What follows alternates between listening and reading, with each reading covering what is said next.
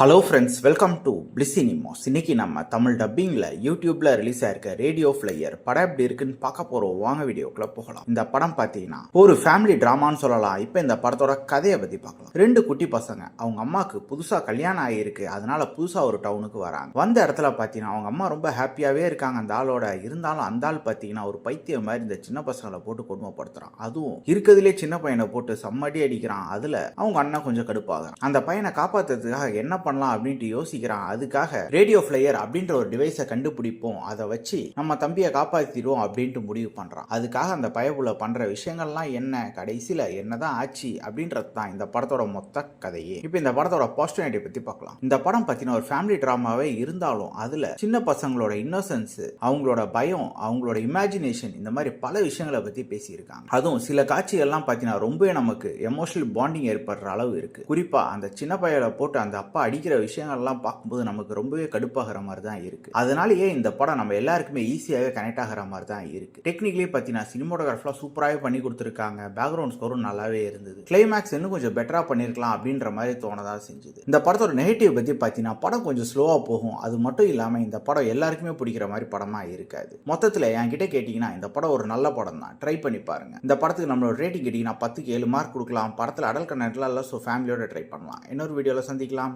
Thank you.